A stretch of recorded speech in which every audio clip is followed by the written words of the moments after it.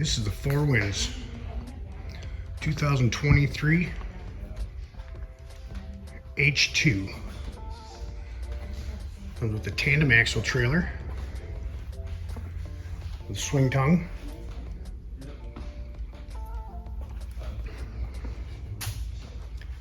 Large swim platform.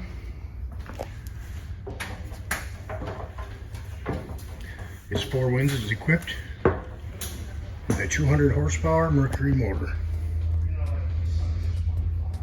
Another large sun pad. Flip up pillows and walkthroughs on both sides. In the bow of this Four Winds, there is a table setup. Also has bow filler cushions, speakers, and cup holders. He's equipped with Simrad Go 7 chart plotter, Kicker Bluetooth stereo.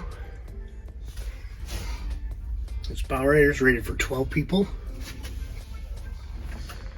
Passenger side glove box. USB chargers throughout. Does have a ski locker, snap-in seagrass flooring. Passenger seat is a flip seat, so you can use it as a spotter. Another place for the table to go. Storage under all your seats. Cup holders everywhere.